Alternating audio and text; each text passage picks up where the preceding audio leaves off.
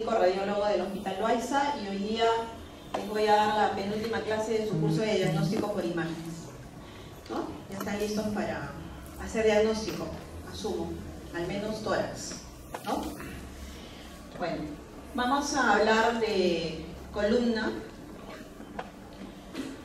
vertebral, que ya hemos tenido un repaso en la parte de lo que es hueso, así que no vamos a entrar en mucho detalle en lo que es anatomía. Vamos a tratar de identificar algunas patologías de las más importantes o de las más frecuentes que vemos en la práctica. Y bueno, pues vamos a empezar, ¿ok?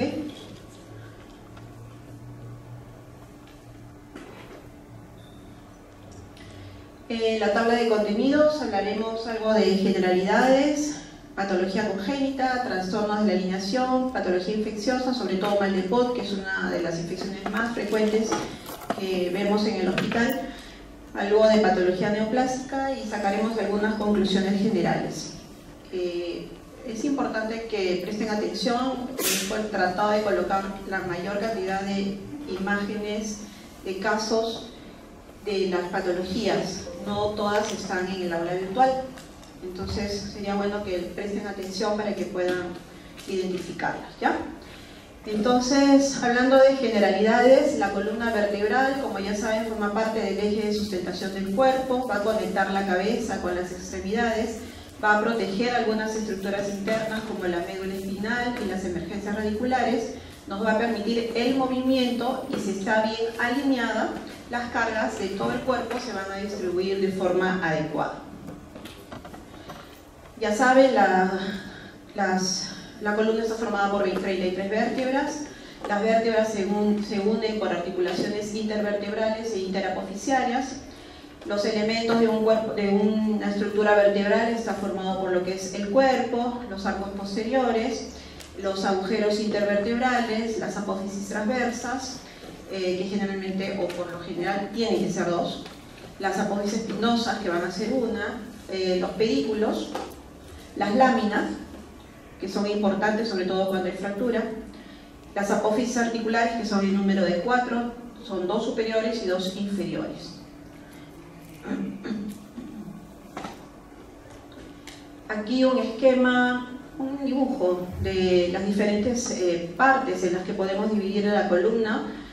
Tenemos la columna cervical, que son 7 vértebras, la columna dorsal 12, la columna lumbar 5 y el sacrocoxis, que son 5 y 4 vértebras fusionadas respectivamente.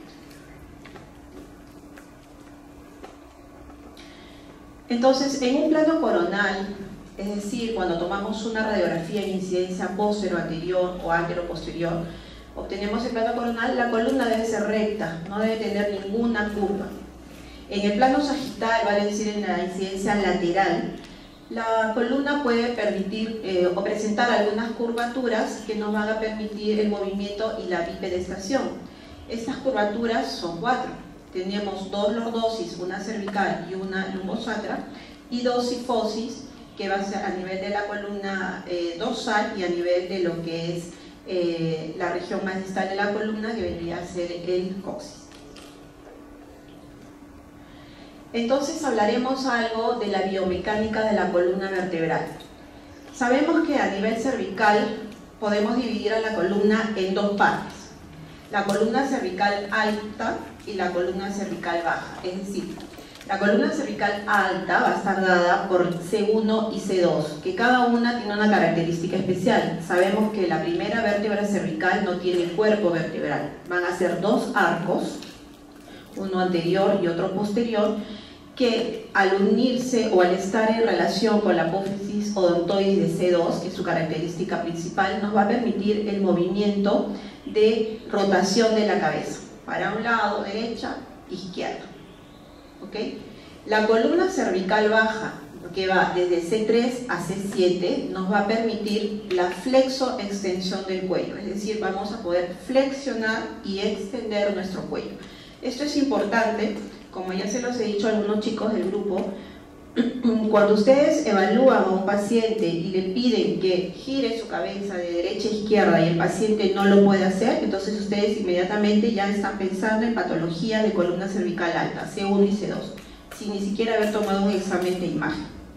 Si el paciente no puede flexionar su cabeza ni extenderla, entonces hablaremos de una patología que está a nivel de C3 a C7. ¿Ok? Eso es importante, sobre todo en los pacientes politraumatizados.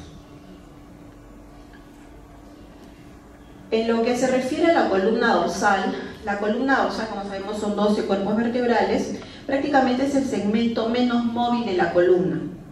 Ella, su función básica va a ser proteger las estructuras torácicas a través de las costillas y también va a dar una protección a la médula.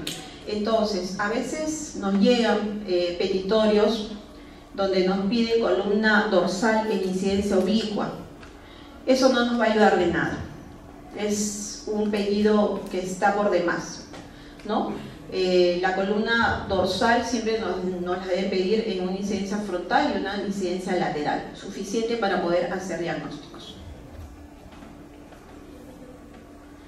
La columna lumbar por su lado, que son 5 vértebras lumbares, y la parte del sacro, que al final siempre las terminamos estudiando juntas, va a tener una función de carga, es decir, va a permitir que las fuerzas se transmitan a través del eje. ¿Qué quiere decir esto?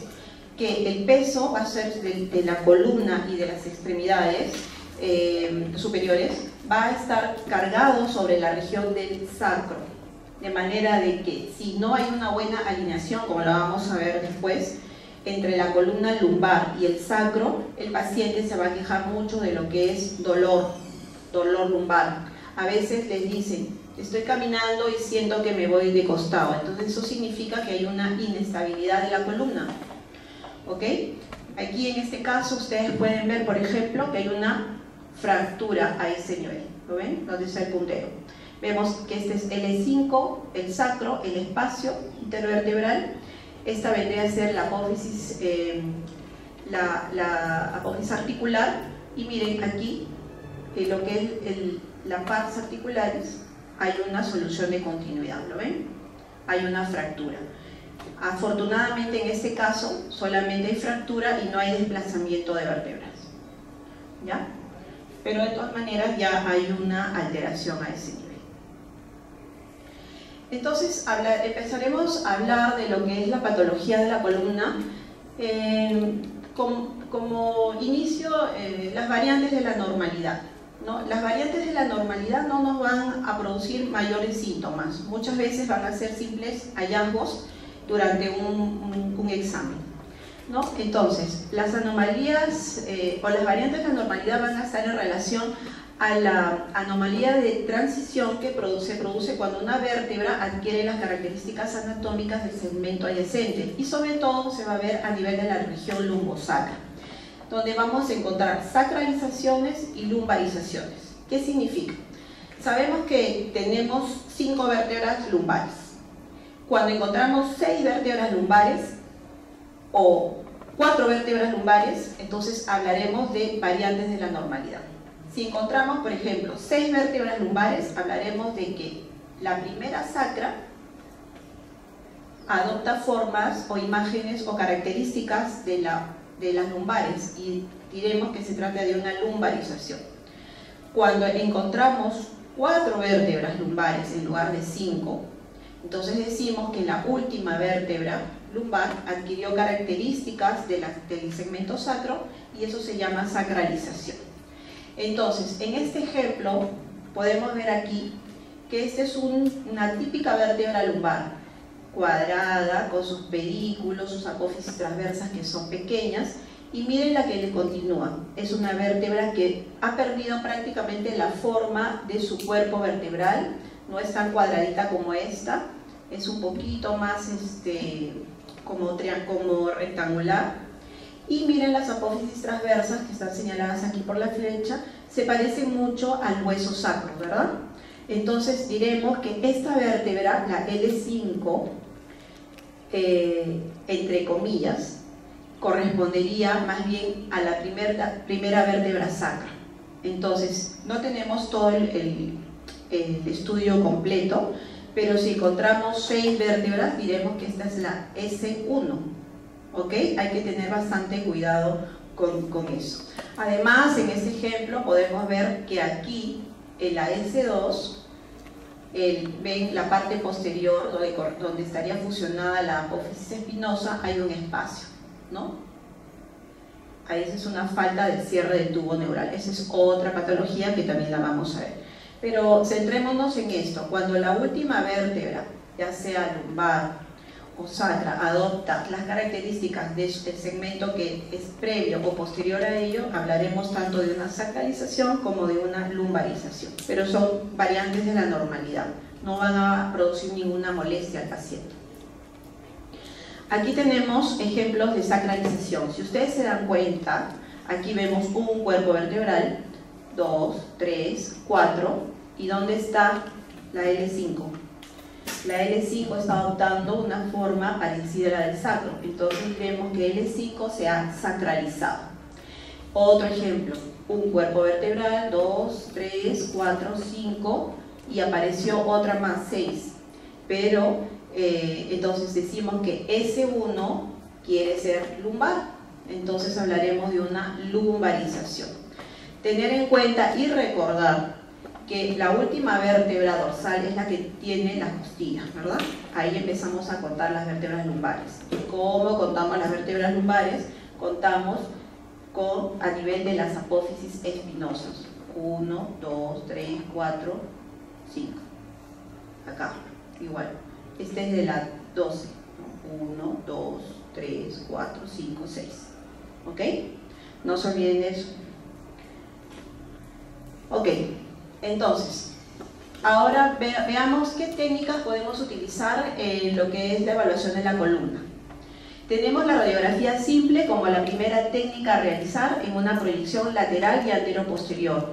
No se olviden que cuando queremos evaluar la columna, siempre pidamos las placas que sean tomadas en posición de pie. Se pueden tomar en decúbito, no hay ningún inconveniente. Sin embargo, la posición de cúbito nos puede falsear algunas escoliosis, o las aumenta o nos las disminuye.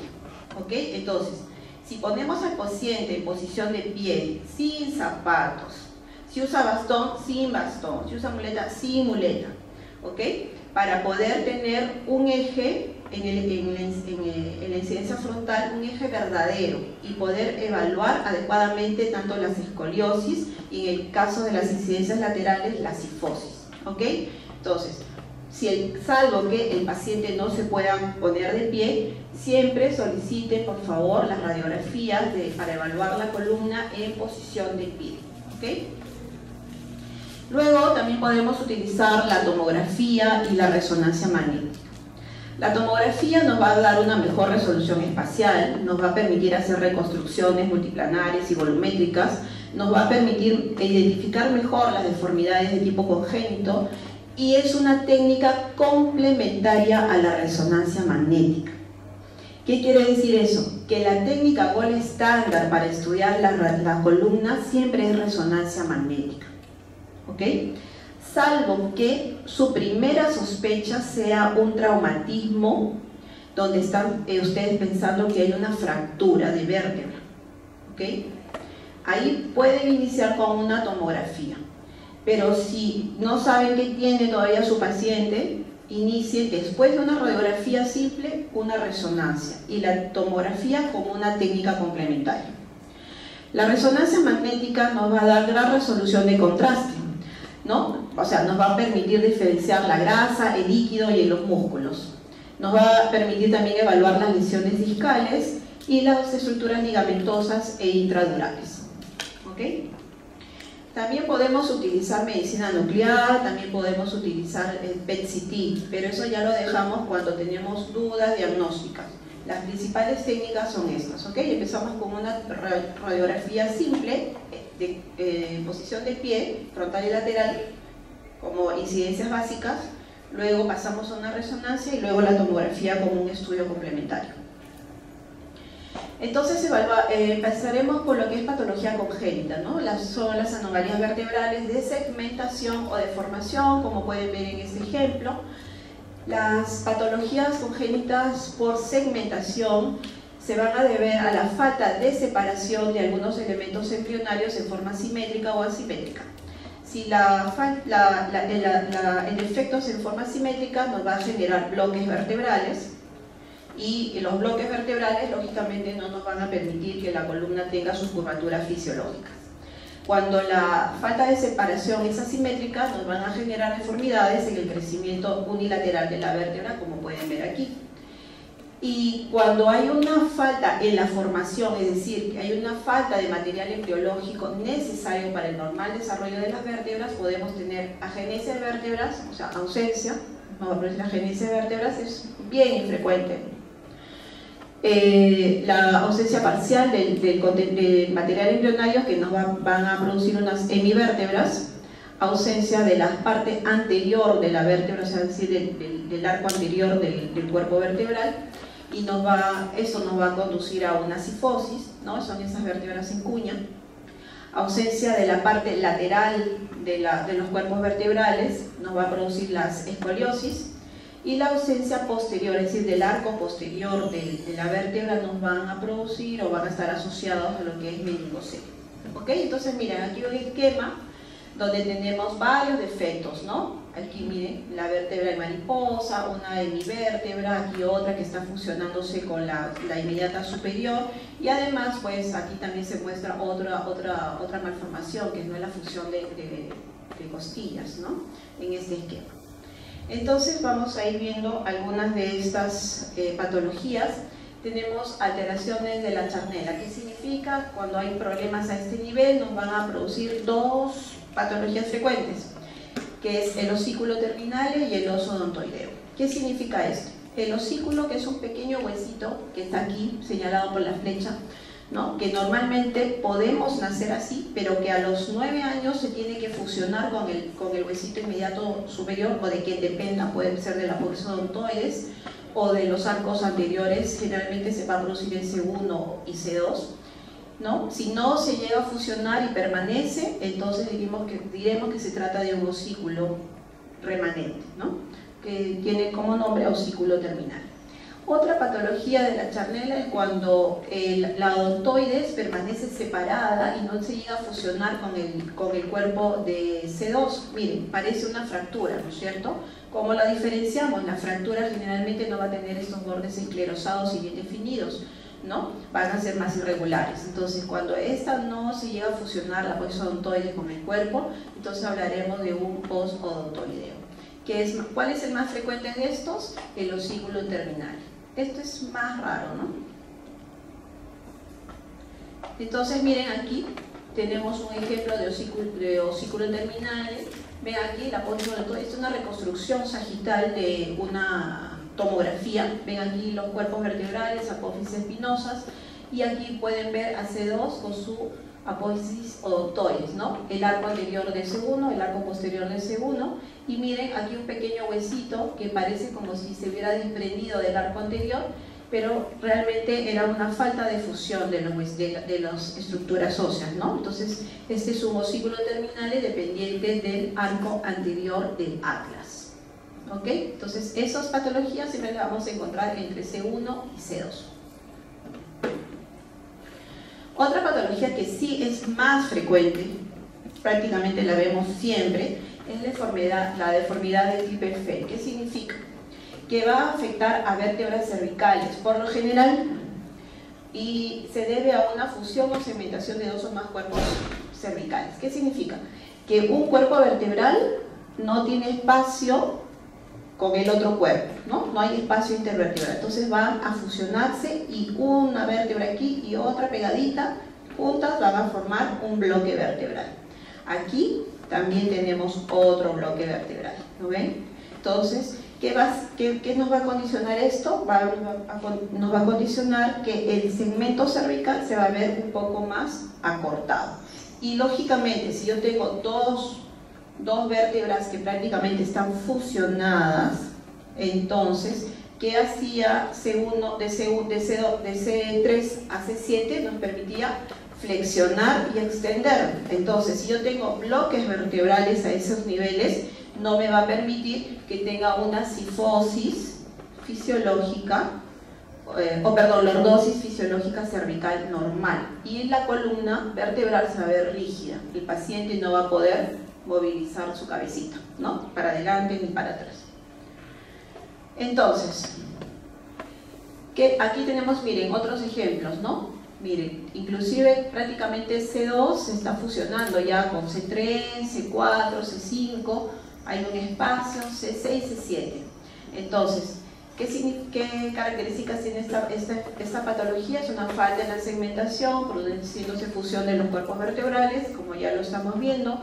Hay una ausencia de uno o más espacios discales. La altura de los cuerpos vertebrales se va a mantener, pero su diámetro antero-posterior se va a ver más acortado, ¿no? Y tiene un borde anterior generalmente cóncavo. Acá se ve mejor, ¿no? Miren, estos bordes cóncavos, la altura se mantiene, pero el diámetro antero-posterior va a ser más pequeño. Aquí tenemos, miren, otro ejemplo de un tremendo bloque vertebral, y lo que les decía, la columna cervical ya está perdiendo, o ha perdido más bien su curvatura fisiológica y se ve recta. Entonces, cuando vemos esto, nosotros informaremos bloque vertebral a nivel de, en este caso es 3, 4, 5, C4, C5, que condiciona rectitud del segmento cervical, ¿no es cierto? Aquí, miren, en este caso, el bloque vertebral va a estar a nivel lumbar. Quiere decir que si nosotros, es más frecuente que lo encontremos en el segmento cervical, no podemos dejar de pensar que no se puede presentar en otra parte de la columna, ¿no? En este caso se encontraba aquí a nivel lumbar, ¿ok? Las mismas características, no hay espacio y las vértebras están prácticamente fusionadas.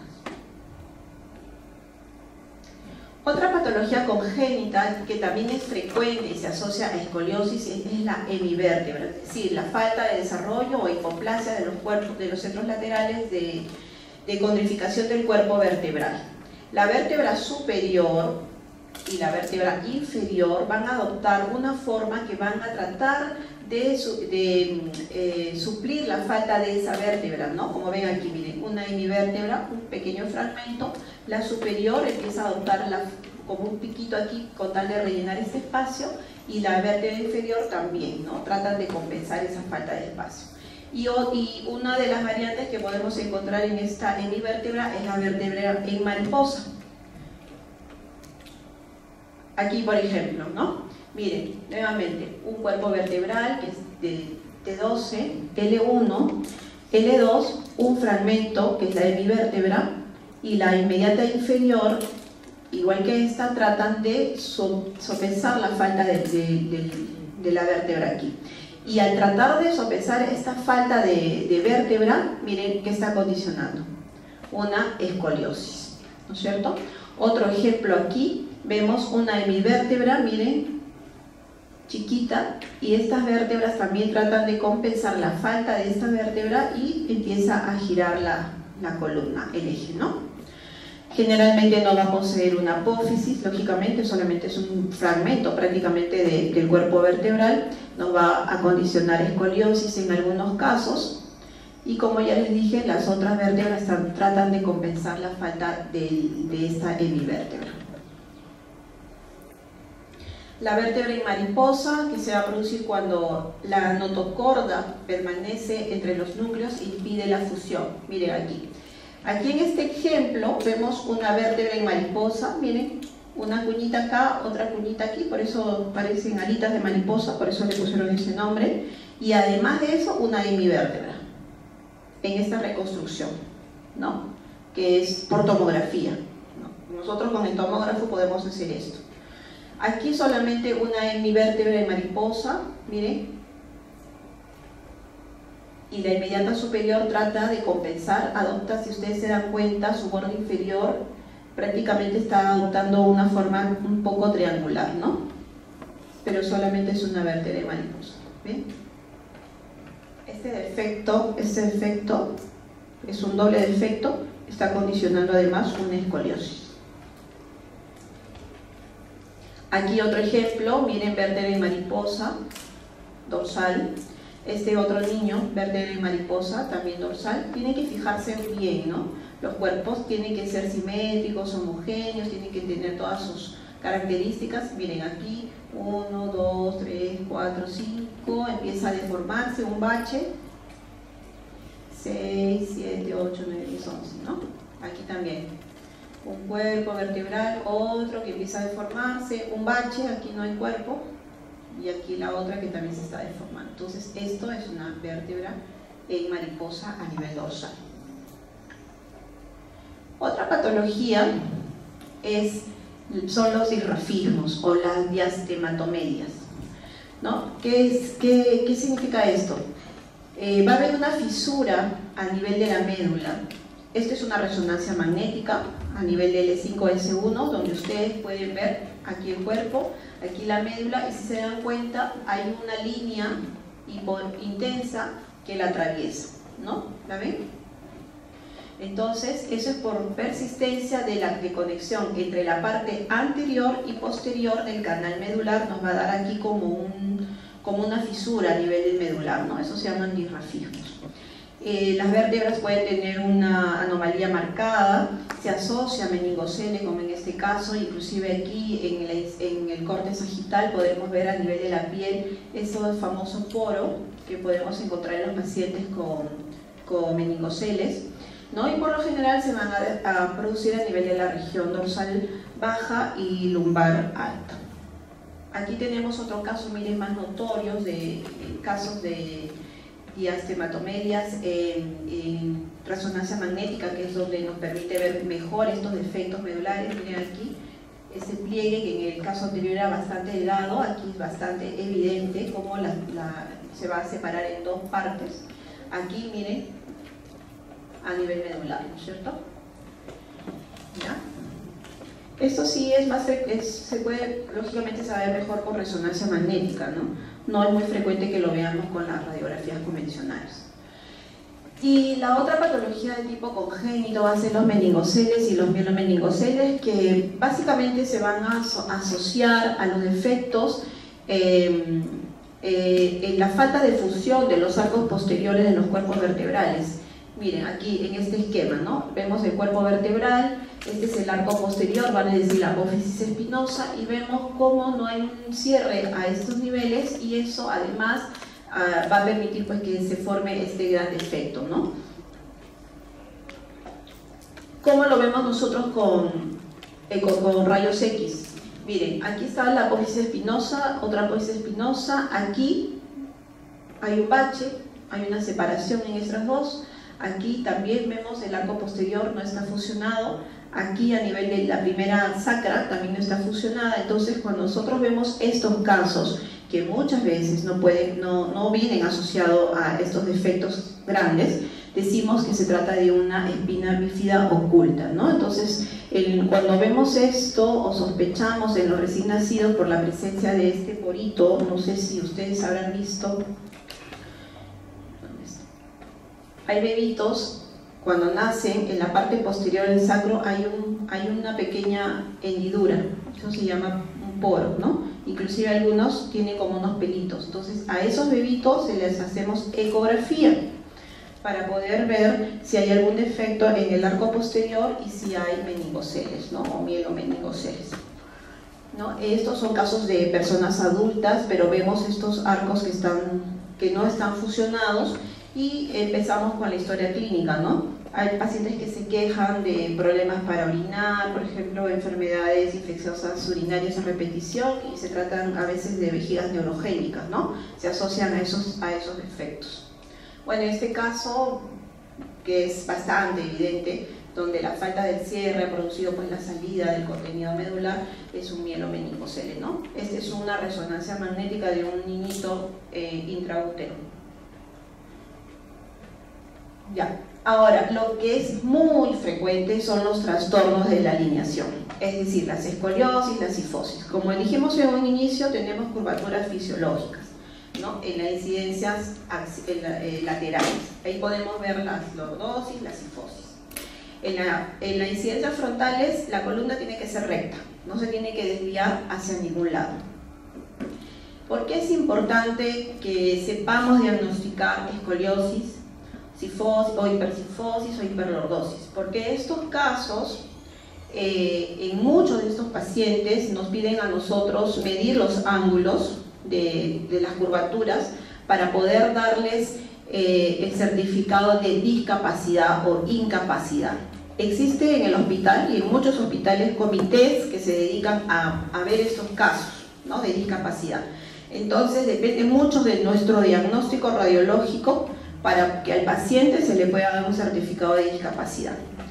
Si yo no diagnostico adecuadamente una escoliosis, puedo condenar a un paciente a no tener ese descanso o ese certificado de incapacidad y no le dan su dinero, bueno, en fin, trámites administrativos. Entonces, tenemos que reconocer esto, escoliosis. ¿Ok? ¿Qué significa escoliosis? Que la columna se está desviando o hacia la derecha o hacia la izquierda.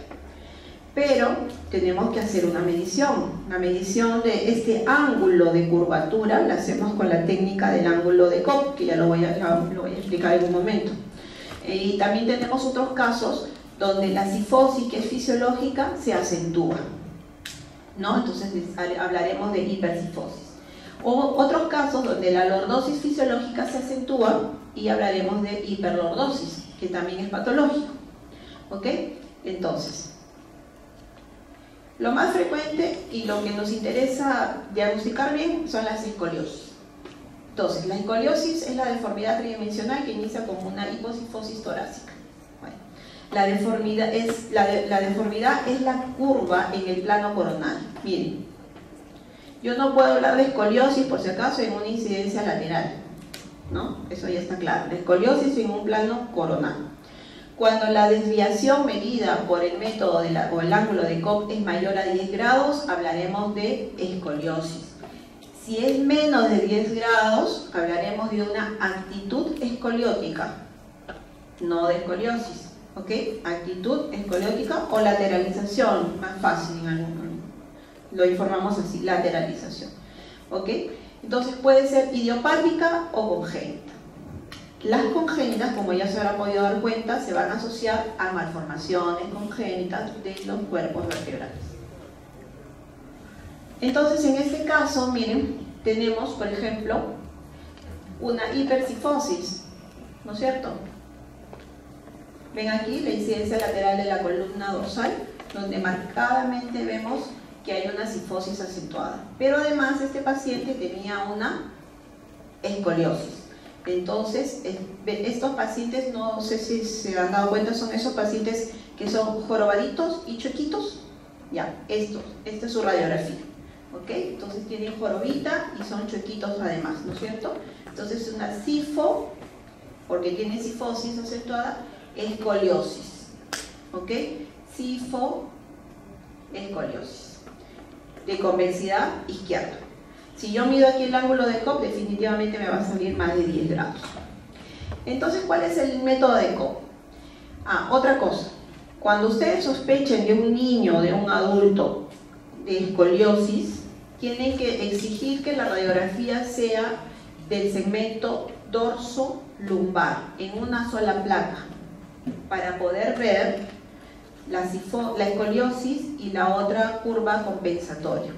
Pero sobre todo para poder ver dónde se inicia la escoliosis. La escoliosis puede ser dorsal o lumbar separadas, pero a veces es dorso-lumbar, ¿no? Coge los dos segmentos. Entonces, eso no lo podemos saber hasta que no veamos bien la placa. Entonces, ustedes deben poner radiografía de columna dorso-lumbar para diagnóstico de escoliosis y medida de ángulo de Cobb. Así debe ser el petitorio. ¿Ok? Radiografía de columna dorso-lumbar para diagnóstico de escoliosis con medida de ángulo de Cobb. Entonces, ¿qué significa el ángulo de Cobb? Significa medir estos ángulos. No se preocupen, eso lo hacemos nosotros los radiólogos, pero es importante que ustedes lo conozcan, o el que va a ser radiólogo va a tener que saber medir el ángulo de Cobb. Ahora, esta medida de ángulo de Cobb lo puede hacer nuestra máquina si tenemos un sistema de PACS. Hacemos las medidas necesarias o los trazos necesarios y nos saca el ángulo. Pero nosotros en el hospital lo hacemos a mano. Tenemos nuestra escuadra, nuestra, ¿cómo se llama esto? Para medir el ángulo, y nuestras reglas y nuestros lápices para medir en la placa. Entonces, ¿qué significa? Trazamos dos líneas. Miren, aquí está la curvatura, ¿verdad? Identificamos cuáles son las vértebras que son los que nos van, las vértebras donde empieza la curvatura, que son las vértebras límite. Tenemos una vértebra límite superior y una vértebra límite inferior en este caso. Entonces trazamos una línea que va por debajo o por el borde inferior de mi vértebra límite inferior, y otra que va por el borde superior de mi vértebra límite superior. Una raya acá y otra raya acá, y me va a formar un ángulo. Este es el ángulo de Cobb. Pero si ustedes se dan cuenta, esto es bonito en un esquema chiquito, pero si yo tengo una placa en un paciente que mide 1,80 m, cuando voy a trazar la línea, me va a faltar pantalla o me va a faltar placa para poder ver la intersección de esas dos líneas, ¿verdad? Entonces, por eso es que hacemos otras líneas más, que son estas, que van a ser unas líneas perpendiculares a las primeras, y la intersección, que es el ángulo que se obtiene aquí, es igualito a este ángulo. ¿Ok? Por eso es que dice que se trata de dos pares de líneas. Realmente es un par de líneas, ¿no? Que es esta. Pero, como les vuelvo a decir, nos va a faltar espacio, ¿no? Para poder medir el ángulo. Entonces, hacemos otras líneas aquí perpendiculares, y este ángulo que se forma, como ustedes deben recordar sus clases de matemáticas, va a ser igual a este ángulo. Entonces, si mi ángulo de Cobb me sale más de 10 grados, hablaré de una escoliosis. Menos de 10 grados, actitud escoliótica o lateralización. ¿Ok? Listo. Muy bien. Entonces, hablamos ya que la escoliosis puede ser idiopática, es decir, es la aparición de la curvatura lateral, generalmente en un niño sano, sin lesiones subyacentes. O sea, niñitos que empiezan a tener curvatura, ¿no es cierto? Puede ser infantil en menores de 3 años, juvenil de 3 a 10 años, y adolescentes mayores de 10 años. Y esta es la más frecuente, ¿no? Los adolescentes son los que tienen más jorobitas o más escoliosis. Y hay estudios donde refieren que es de acuerdo también al peso que ustedes cargan, ¿no?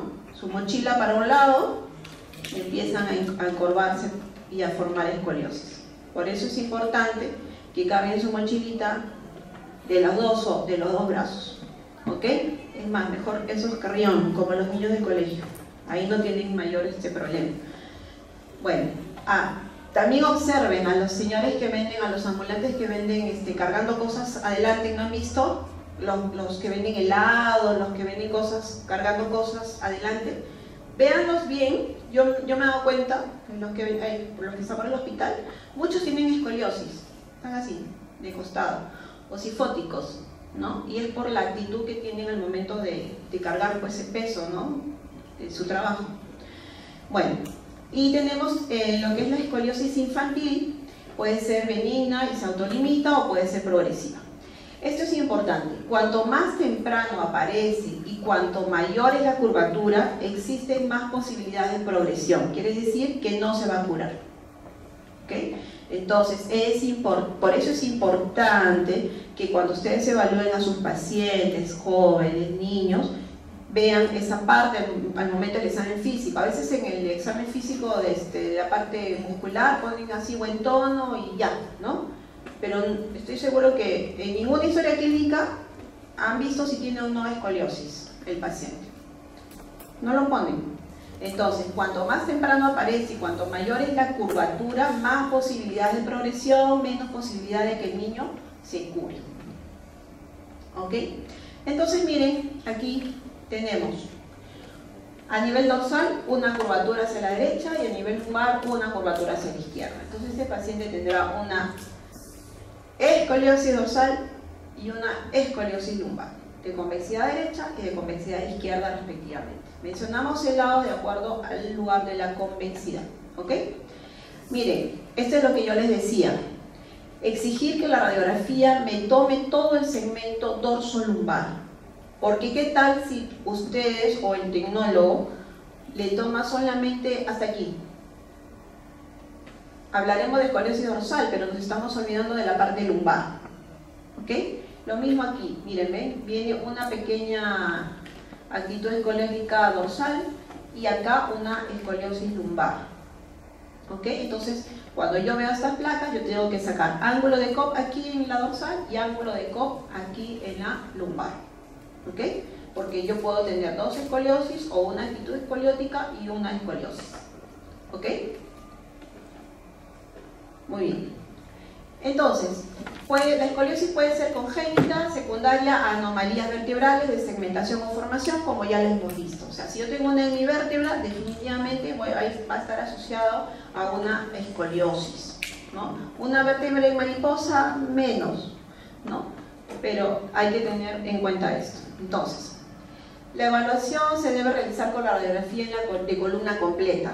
¿Ven? Permite establecer el diagnóstico, permite descartar lesiones asociadas, uno o más defectos congénitos, permite determinar la evolución de las deformidades y realizar la radiografía completa dinámica, complementaria, dinámicas para evaluar la flexibilidad de las curvas. Es decir, a veces nos piden radiografías funcionales, ¿no? ¿Qué significa? Que voy a hacer radiografías tanto en hiperlordosis como en hiperextensión, en hiperflexión o lateralización extrema hacia el lado derecho, hacia el lado izquierdo, ¿no? Pero eso ya depende de la patología y de la evolución del paciente. Pero ustedes, de inicio, es la radiografía de columna dorso-lumbar en frontal para la escoliosis y en lateral para ver el tema de hipercifosis o hiperlordosis. Aquí, por ejemplo, miren, ¿ven? ¿Qué es esto? Una hemivértebra, ¿verdad? Una hemivértebra, ¿y qué me está condicionando? Una escoliosis, ¿no? Sería una escoliosis congénita. Aquí nuevamente una vértebra en mariposa, una hemivértebra por acá, otra hemivértebra por acá, y lógicamente acá hay otras hemivértebras en mariposa, hemivértebras, varios defectos congénitos, y me está condicionando lógicamente una escoliosis a este nivel dorso-lumbar de convexidad izquierda en esta reconstrucción de tomografía. Aquí miren nuevamente, estos son cortes o reconstrucciones coronales. Ven aquí los defectos vertebrales, hemivértebras, y me están condicionando la escoliosis. Entonces sería una hemivértebra con escoliosis congénita. ¿Ok? Pero si ustedes se habrán dado cuenta en los ejemplos, no solamente debemos hablar de escoliosis, o sea, lateralizaciones. Tenemos que ver también si el cuerpo vertebral rota. El cuerpo vertebral puede rotar asociado a la escoliosis. Entonces, además de la escoliosis, se debe valorar el grado de rotación de las vértebras del segmento afectado. Y para eso tenemos este método, el método de Moe, o de Nash-Moe también se le llama, donde vemos que normalmente, o que se va a evaluar en la proyección anteroposterior, y va a evaluar la simetría de los pedículos. Los pedículos son los ojitos, ¿no es cierto? Entonces, en una posición neutra, los pedículos, los ojitos van a estar uno al lado del otro, ¿verdad? Van a estar simétricos. Cuando la vértebra empieza a girar y veo parte del pedículo, de uno de los pedículos, y el otro lo veo con mayor detalle, será grado 1. Cuando en el grado 2 es cuando este pedículo, miren, va a ir adoptando, se va a ir dirigiéndose hacia el lado medio, hacia la línea media. Grado 2, grado 3, cuando ya prácticamente está al centro, y grado 4, cuando toda la vértebra ha dado una vuelta y un pedículo solamente es el que se ve. ¿Ok? La migración de los pedículos hacia la convexidad de la curvatura es la que determina el grado de rotación. Aquí, por ejemplo, vemos claramente hay una escoliosis. ¿Ok? Ahora, los pedículos son los ojitos. Miren, aquí están más o menos simétricos, aquí más o menos simétricos, pero aquí estos pedículos empiezan a verse mejor que estos de acá. O sea, la vértebra está rotando hacia el lado de la curvatura. ¿Ok? Entonces, este caso es un caso grado 1, pues, ¿no? Grado 1, grado 2. ¿Ok? Listo. Entonces, cuando nosotros vemos que el cuerpo vertebral ha rotado, hablaremos de una rotoescoliosis. O sea, fáciles son los diagnósticos. Escoliosis, ángulo de coma mayor de 10 grados. Menos de 10 grados, actitud escoliótica. Derecho, izquierdo. Si además rota el cuerpo vertebral, rotoescoliosis. ¿Ok? Bien fácil. Ya, entonces hablamos que también puede haber un aumento en la cifosis. Sabemos que el ángulo de la cifosis debe ser menor a 25 grados. La deformidad anterior con aumento de la concavidad anterior me va a dar una hipercifosis. Las causas pueden ser varias, desde la osteoporosis hasta las deformidades vertebrales. Pero esta enfermedad, que es la enfermedad de Scheuermann, no sé si se pronuncia así, lo importante es que la reconozcan. ¿Por qué? Porque contrariamente a lo que podemos pensar, se da en jóvenes, adolescentes, que son muy deportistas. Chiquitos que vienen y se quejan de dolor dorsal, de columna dorsal. ¿A qué se dedica? Es basquetbolista, es futbolista y es no sé qué más, ¿entienden? Pero sin embargo, esta enfermedad es frecuente en estos chicos. Entonces, aquí dice, miren, se presenta entre la edad de 3 y 18 años, hay una disminución de la altura del espacio discal anterior, van a aparecer los nódulos de Schmorr, que son pequeñas hernias que se producen dentro del mismo cuerpo vertebral. Vamos a ver algunos ejemplos de esto. Los cuerpos vertebrales se van a acuñar hacia adelante y van a ser irregulares, como si el ratoncito se los hubiera mordido. ¿Okay? Y generalmente se va a producir entre T3, T7 y T12, ¿no? Son las más afectadas. Vamos a ver aquí, antes de ver los otros ejemplos. Esto es lo que sucede en las vértebras. Miren, ¿ven? Las vértebras son irregulares, acuñadas hacia la parte anterior, y si se acuña la vértebra hacia adelante, entonces todo el cuerpito se va hacia adelante y se va a producir la cifosis. ¿Ok? Miren aquí. Este cuerpo vertebral, si ustedes lo ven así, no creerían que se trata de un niño, ¿verdad? Creerían que probablemente es de una persona un poquito mayor, ¿verdad? Pero así se presentan los niños. ¿Ok? Miren, los cuerpos vertebrales irregulares, acuñados, y aquí los nódulos de Schmorr, que son pequeñas herniaciones dentro del cuerpo vertebral. Entonces, regresemos acá. Aquí se ve mejor. Miren, irregularidad en los cuerpos vertebrales, acuñamiento y sobre todo cifosis. Entonces, cuando nosotros veamos un niño que está jorobadito, tenemos que pensar en esta enfermedad, ¿ok? Y seguro que le van a preguntar, y como les digo, es un súper deportista. ¿Cuál es el tratamiento? Que deje de hacer deporte. Entonces, ¿se imaginan a un chiquito que está acostumbrado a ese ritmo y que les diga, ¿sabes qué? Deja de hacer deporte? Es bien dramático, ¿no es cierto? Entonces, hay que tener en cuenta esto. Miren, aquí en este otro caso, paciente con una reconstrucción sagital de la tomografía, ven cómo los cuerpos vertebrales parecen como mordiditos, y aquí un nódulo de Schmorr, una hernia. Aquí otro nódulo de Schmorr, miren aquí. Se sanan, sí se sanan, se curan, ¿no? Pero el tratamiento, mira acá otro nódulo de Schmorr, menos notorio, pero hay que tenerlo en cuenta. Entonces, si encontramos estos cambios en jovencitos, enfermedad de Scheuermann, ¿ok? Entonces, ¿qué más vemos en lo que es trastorno de alineación? La inestabilidad de la columna. Dijimos que el sacro es el que va a soportar prácticamente todo el peso de nuestro cuerpo, ¿verdad? Entonces, cuando hay un desplazamiento del centro de gravedad, es decir, ¿cómo vemos eso? Acá.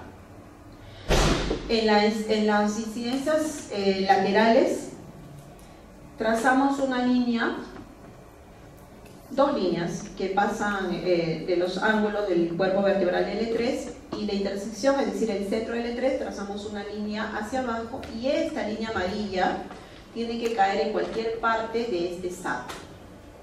Si cae por fuera, hay un desplazamiento del centro de gravedad y eso nos va a condicionar que haya una inestabilidad. Quiere decir que nuestra columna no está teniendo un apoyo, ¿ok? Y eso a veces se asocia a las hiperlordosis, ¿ya? O vamos a desarrollar hiperlordosis. Otra forma de medir esto es el mismo caso. Hacemos la medida del ángulo del Ferguson, que es un angulito que vemos que es esto de aquí, que va a ser mayor de 42 grados, que se saca trazando una línea que pasa por el borde superior del sacro y otra en forma aleatoria que cruce en forma horizontal y va a formar el ángulo de 42 grados. Pero más fácil es esto, ¿verdad? Esto es lo que generalmente hacemos en el hospital. Entonces eso también tenemos que informar al momento de dar ya el diagnóstico final de los pacientes. Podemos decir que son pacientes con cifosis, escoliosis, dependiendo del caso, y que además tienen inestabilidad, ¿no es cierto? Entonces ya el de medicina física, que generalmente es el que va a dar tratamiento a estos pacientes, sabrá qué hacer con esos casos, ¿no es cierto? Entonces aquí tenemos, miren, otro caso donde hay un incremento de la lordosis lumbar, desplazamiento del centro de gravedad, es decir, si yo trazo mi línea que caiga desde L3 hacia abajo, definitivamente va a estar por fuera del sacro. El peso del cuerpo es soportado por los istmos de L5, ya no van a ser soportados por el sacro, todo va a caer sobre L5, este va a pasar a ser el lugar donde va a soportar el peso del paciente o de la columna, ¿no? La línea perpendicular al platillo, es decir, en lo que les decía, el centro de gravedad va a estar alterado y va a originar inestabilidad de la columna y en algunos casos puede estar asociado a espondilolistesis, es decir, desplazamientos. ¿Ven? Aquí hay una pérdida del espacio intervertebral entre L5 y el sacro, o sea, probablemente una discopatía, está desplazándose el cuerpo hacia adelante y vemos, miren, todo este espacio se ha desplazado, ¿no? Si trazamos en 4 o separamos en 4 el sacro, diríamos que este es un grado 1, ¿no es cierto? Bien. Entonces, ahora hablaremos de lo que es patología infecciosa, que es mal de Pot, que es lo más frecuente que encontramos en nuestro hospital y en nuestro medio. Es decir, ¿qué significa mal de Pot? Es prácticamente la tuberculosis de la columna, ¿ok? ¿Qué características tiene? La infección de la columna vertebral por el bacilo de Koch, puede estar afectado el cuerpo vertebral o el disco intervertebral, miren en este caso el disco intervertebral y las partes blandas adyacentes, el cuerpo vertebral también va a estar alterado. Los lugares habituales son las regiones dorsales inferiores y lumbares superiores, es decir, la región dorsolumbar, pero también la podemos encontrar en cualquier otra parte del cuerpo, inclusive en la región del sacro. Puede presentar el 25 al 50% de los casos de tuberculosis ósea. Hay un estrechamiento del disco intervertebral, destrucción de las superficies vertebrales. Es decir, la infección se va a producir a este nivel y la infección se va a comer a los huesitos que están al costado. Por eso es que hay destrucción, hay acuñamiento de los huesitos. Puede haber colapso parcial o total de los cuerpos vertebrales. Entonces, si la patología se produce a nivel dorso-lumbar y hay colapso del cuerpo vertebral, ¿qué va a suceder con el paciente? Se va a poner jorobado. Y son esos pacientes jorobaditos post-tuberculosis, ¿okay? El defecto de la jiba. Entonces, colapso del cuerpo vertebral, si es a nivel de dedos de la región dorsolumbar, lo que va a suceder es que el paciente se va a jorobar. Así de fácil. ¿Okay? Ya, entonces miren aquí. El mal de Pot, que también se le llama espondilitis tuberculosa, va a condicionar la deformidad de jiba secundaria a la espondilitis. O sea, va a haber colapso, miren aquí, pérdida, prácticamente se ha perdido el cuerpo vertebral, miren, ya no es nada aquí. Los cuerpos vertebrales que están arriba o abajo de este daño, miren, se están acuñando, se ha acuñado y se están juntando hacia adelante, y eso está condicionando aquí una cifosis. ¿Ok? Estas son resonancias T1, T2, colapso del cuerpo vertebral, que nos va a dar alta señal en los otros cuerpos. Es decir, miren, vimos el esquema de acá, ¿no es cierto? Aquí se produce la infección, pero el huesito empieza a deformarse o a infectarse. Y esa inflamación, esa infección, lo vamos a ver como zonas de alta señal en los cuerpos vertebrales. ¿Ok? Aquí miren, colapso del cuerpo vertebral, acuñamiento de estos cuerpos vertebrales, al final pérdida del espacio, acuñamiento y joroba. Nuevamente, aquí otro cuerpo vertebral, miren cómo prácticamente se ha perdido, se ha fracturado y está empezando a colapsarse y puede contagiar al resto de estructuras, y también tenemos aquí compromiso de partes blandas, ¿no? Vemos un aumento de la densidad de las partes blandas y se van a producir los famosos abscesos fríos. ¿Y quién está qué músculo va de la región dorsolumbar hacia abajo, hacia la región del sacro? El psoas, ¿no es cierto? El psoas iliaco. Entonces, la infección de las partes blandas más frecuentes va a ser el psoas. ¿Okay? Entonces, cuando tenemos un paciente con infección o absceso de psoas, primera posibilidad, tuberculosis.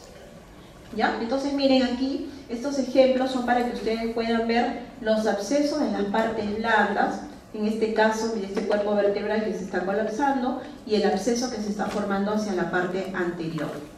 ¿Ok?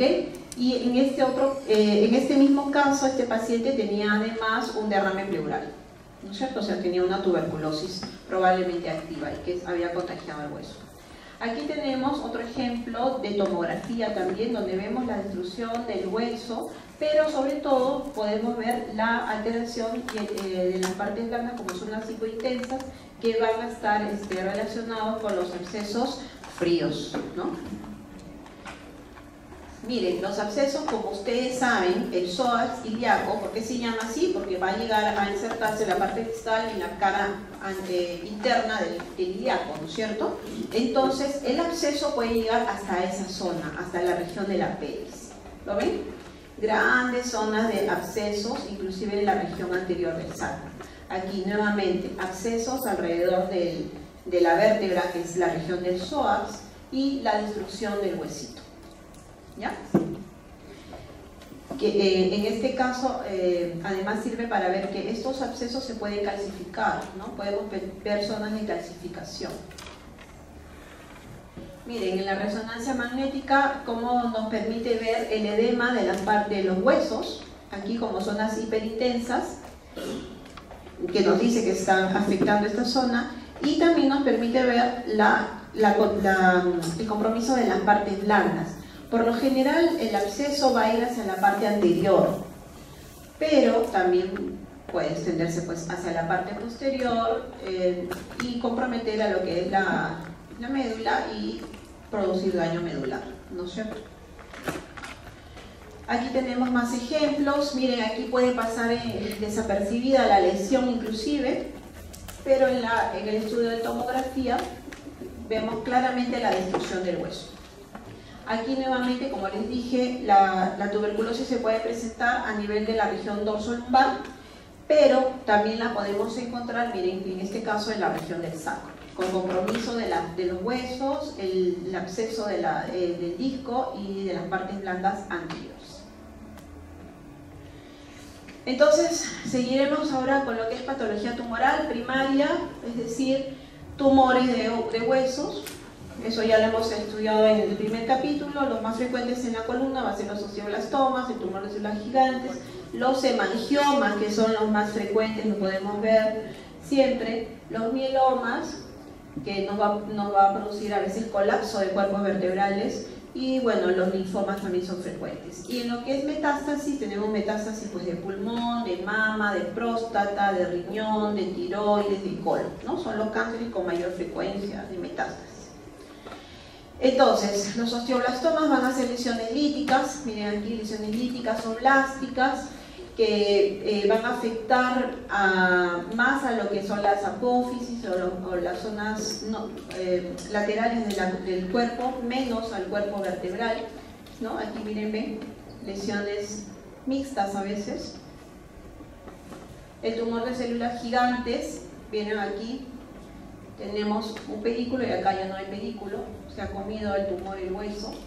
Es una lesión expansiva de márgenes bien definidos, de bordes no esclerosos y sin matriz mineralizada. Así va a ser una lesión bastante limpia, destructiva de lo que es el hueso. Miren que está produciendo colapso. Entonces, cuando nosotros vemos colapso de cuerpos vertebrales y tenemos un primario conocido, ya el diagnóstico es fácil, ¿no? Es metástasis. Pero no olviden que también puede haber tumores propios de la columna, que es bien parecido a los tumores que se puedan producir en cualquier otra parte del hueso, ¿no? De otros huesos. Aquí tenemos otro ejemplo de tumor de células gigantes, miren, bastante destructivo, aquí a nivel del sacro. En esta reconstrucción de tomografía de partes blandas podemos ver, miren, el tumor cómo está destruyendo al huesito. Un borde bastante limpio, sin calcificaciones. Lo más frecuente y que se entra dentro de lo que es la patología tumoral, sin embargo no es maligno, son los hemangiomas. Y se van a ver así, como pequeñas líneas paralelas, hiperdensas, con zonas hipodensas en el interior, son los hemangiomas, ¿no? Se van a localizar en los cuerpos vertebrales, generalmente del tórax. En resonancia se van a ver como estas zonas de hiperseñal, pero siempre adoptando una forma paralela, así como rayitas paralelas, ¿no? Aquí tenemos en un corte axial estas rayitas que veíamos paralelas, las vemos como un nidito, ¿no? Aquí en resonancia magnética, miren, son bastante hiperintensos, pero siempre adoptando esa forma de rayitas paralelas. Los mielomas, sabemos que los mielomas es muy frecuente en lo que es la columna, se puede presentar como plasmocitomas, ¿no? Ensanchando la vértebra y destruyéndola, o como pequeñas lesiones líticas y con colapso de cuerpos vertebrales. Miren, aquí tenemos una formación única, grande, que es el plasmocitoma, aquí destrucción de los huesitos, y aquí miren todas estas pequeñas zonas de colapso de cuerpos vertebrales en la resonancia magnética que corresponderían a mielomas. Entonces, si yo tengo un paciente con sospecha de mieloma o veo colapso de cuerpos vertebrales con lesiones líticas, sospecha de mieloma y tomaré radiografías de huesos largos para ver lesiones líticas diversas. Con eso hago mi diagnóstico. ¿Okay? Y los linfomas que nos va a dar la vértebra en marfil, como en estos casos, miren, en radiografía convencional y en resonancia magnética también zonas de hiperseñal en la vértebra, ¿no? Las metástasis pueden ser, como les dije, de diferente origen. Por lo general, pues van a ser lesiones líticas o blásticas, ¿no? En este caso tenemos la metástasis de un carcinoma pulmonar, van a ser metástasis líticas en su mayoría, pero en algunas zonas van a ser lesiones blásticas. En resonancia magnética, miren, se ve como estas zonas de hiperseñal dentro del cuerpo, de los cuerpos vertebrales. Básicamente así se van a ver en todos los casos. Los que sí son típicos son las metástasis blásticas de lo que es el carcinoma de próstata, ¿no? Son bastante llamativas y bastante casi patognomónicas, ¿no? Lesiones blásticas, miren, dispersas en todo lo que es el sacro, la columna. Aquí miren, múltiples lesiones. Si yo veo esto, lo primero que pienso pues es un carcinoma de próstata, y luego iré a lo que es tiroides, osteosarcomas. Pero si yo veo que es un paciente adulto con un PSA alto, con dolor de óseo, y veo este tipo de lesiones, el diagnóstico está prácticamente hecho, ¿no es cierto? Tenemos aquí, miren, lesiones blásticas de NM de próstata en su reconstrucción de tomografía y en su radiografía convencional. Con eso yo hago diagnóstico, pues, ¿no? De un NM metastásico.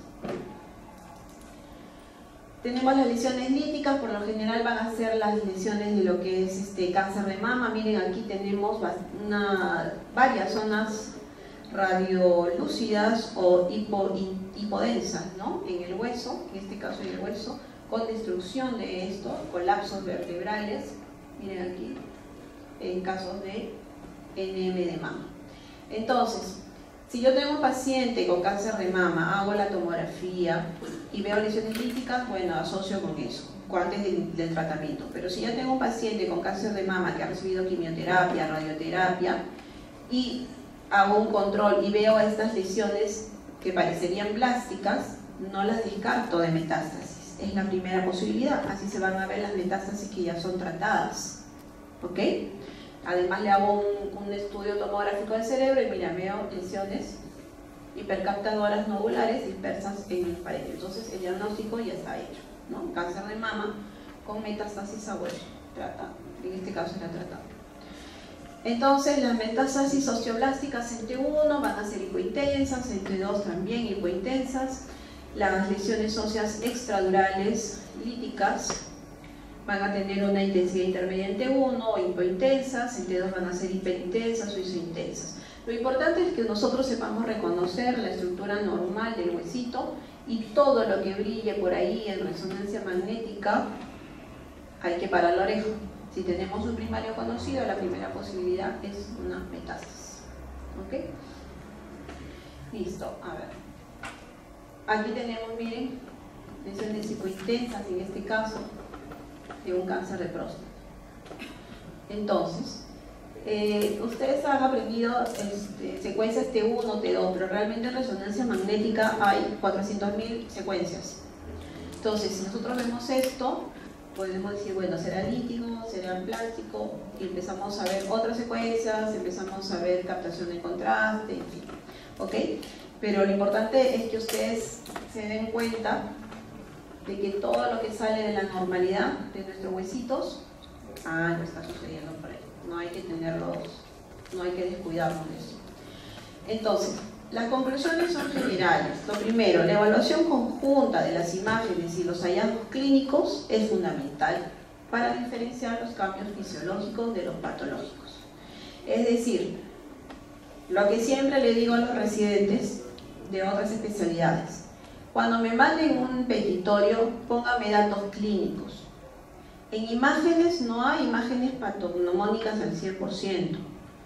Por frecuencia las podemos sacar, por experiencia, por lo que quieran. Pero es mejor si ustedes me dicen, paciente con cáncer de mama, quiero descartar metástasis. Perfecto, yo me voy a enfocar ahí. ¿Me entienden? Pero, y no me manden al desvío también. A veces me mandan radiografía con tórax, descartar tuberculosis.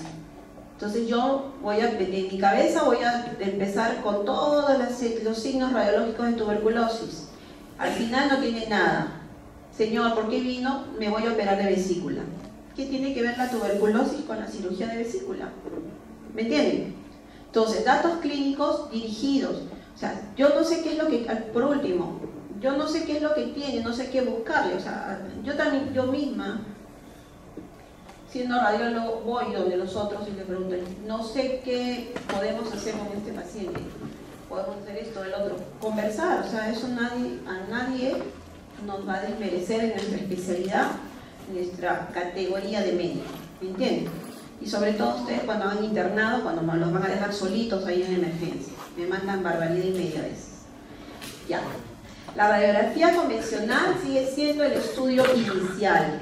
¿Ya? Entonces, en columna, radiografía en incidencia frontal y lateral. Y de pie. Punto. Ahí terminamos. ¿Ok? Entonces, la resonancia magnética es la técnica de lesión para la evaluación inclusive ósea, para ver edema del hueso y de las partes blandas. Y la tomografía se realizará como una técnica complementaria. ¿Ok? Porque ahora todo es tomografía. Y listo. Nada más. ¿Ya? Entonces no se olviden de lo que hemos visto, repasen bien sus casos clínicos, por favor. Y nada, cualquier duda, pregunta, se me puedo contestar.